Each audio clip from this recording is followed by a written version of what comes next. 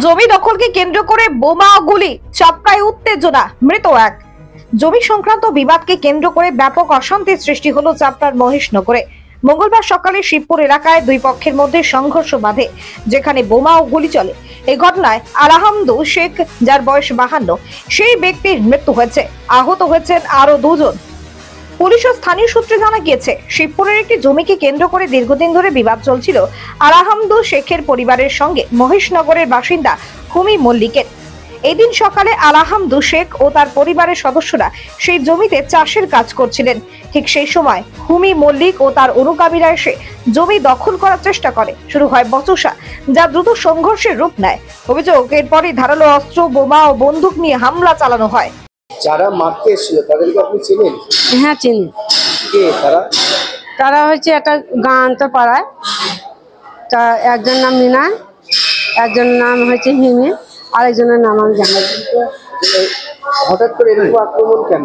এর আগে থেকে ছিল। কত বছর আগে ঘটনাটা? কত বছর আগে তাও আমি বলতে পারি না। যারা আহত করে মারা যায়, যারা মেরেছে, তারা কি কোনো দলের সাথে যুক্ত? তাও আমি বলতে পারবো না, কেন একটা অনেক দূর পাড়ায় তো। তাহলে এই যে বন্ধু যে আহত হয়েছে, কতটা আতঙ্ক, কি ভয় পাচ্ছেন এখন? পুলিশ কি কাউকে গ্রেপ্তার করেছে? না, ও তো পুলিশ গেল, গিয়ে ওই লাশগুলা ছিল, ওদেরকে নিয়ে চলে আসে। তারপর আবার ফের 3টি গাড়ি গেল। কাউকে ধরেছে? না, মনে হয় ধরিনি। আর তা তো থাকবে না, তারা তো পালিয়ে যাবে। সংঘর্ষে 3 জন গুরুতর আহত হন। খবর পেয়ে চাপড়া থানার পুলিশ ঘটনাস্থলে পৌঁছে আহতদের উদ্ধার করে স্থানীয় গ্রামীণ হাসপাতালে নিয়ে যায়। সেখানে চিকিৎসক আলহামদু শেখকে মৃত বলে ঘোষণা করেন। বাকিদের অবস্থা আশঙ্কাজনক হওয়ায় তাদের কৃষ্ণনগর শক্তিনগর হাসপাতালে স্থানান্তরিত করা হয়। এই ঘটনার পর এলাকায় ব্যাপক আতঙ্ক ছড়িয়ে পড়েছে। পুলিশ ইতিমধ্যে তদন্ত শুরু করেছে। এই হামলার পেছনে জমি সংক্রান্ত বিবাদ নাকি অন্য কোনো রাজনৈতিক বা ব্যক্তিগত চক্রান্ত, শত্রুতা কাজ করছে, তা খতিয়ে দেখা হচ্ছে। পাশাপাশি নদী পেরিয়ে কিভাবে আগ্নেয়াস্ত্র বা বোমা এলো তা নিয়েও প্রশ্ন উঠছে। ঘটনাস্থলে প্রচুর পুলিশ মোতায়েন করা হয়েছে, যাতে আর কোনো অশান্তি না ছড়ায়। এই মহুব্বর শেখ একজনের সঙ্গে জমি কেনে 5 বছর আগে, আর ওই মহুব্বর সঙ্গে যাদের সঙ্গে কিনেছে তারা 30 বছর ধরে ওই জমি চাষ করে। এবারে কাগজপত্র, খাস জমি, কিছু রেকর্ড আছে, রেকর্ডটা কিনেছে, খাসটা দিয়ে মহু চাষ করে 5 বছর থেকে।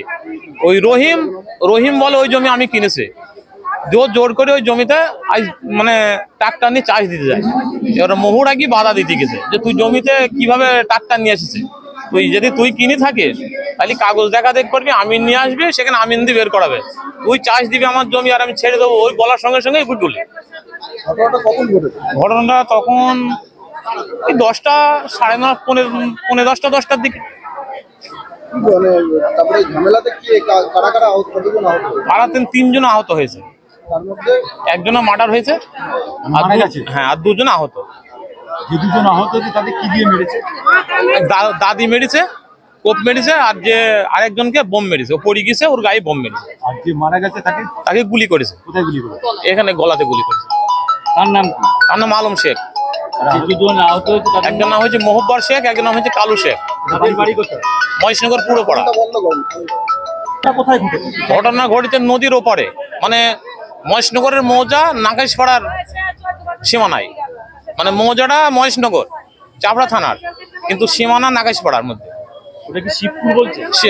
শিবপুরের মাঠ, রাধানগর শিবপুরের মাঠ। বাড়ি কোথায়? বাড়ি মহেশনগর পশ্চিম পাড়া ওদের বাড়ি।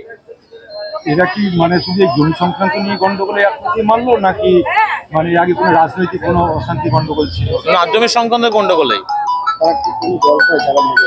না, ওরা কি মিলান, এর আগে একবার 12 বছর জেল খেটেছিল। একজন হাতিশালা ডাকাত করতে গিয়ে মিনা বললেও 12 বছর জেল খেটেছিল, হাইকোর্টে জামিন নিয়েছে। যারা মেরেছে তাদের নাম কি? ওই রহিমের দল বল আছে। তার মধ্যে কি আছে তাদের নাম? ওইটাও তো বলতে পারবো না আমরা, ওটা যারা মেরেছে ওরা বলতে পারবে। রহিমের লোক ওরা, ওই যে জমি কিনেছে বলছে। দল কি করে বলে বলেন? যারা মারতে এসেছিল তারা কিসে করে এসেছিল? ওরা হেঁটে এসেছিল। কতজন ছিল তাও? ওটা তো আমরা বলতে পারবো না, বলে কতজন ছিল। জমিটা এই 2 মাস থেকে। হ্যাঁ, এর আগেও হামলা করেছিল? না না না, এটাই প্রথম। এটাই প্রথম। আপনি আগে তো গন্ডগোল ছিল একটা রাজনৈতিক। না না, রাজনৈতিক কোনো ইয়ে নেই। আপনি বললেন যে ট্রাক্টর নিয়েছিল জমিতে মাটি কাটার জন্য, চাষ দেওয়ার নাকি? চাষ দেওয়ার জন্য। হ্যাঁ, ছোট ট্রাক্টর। আচ্ছা।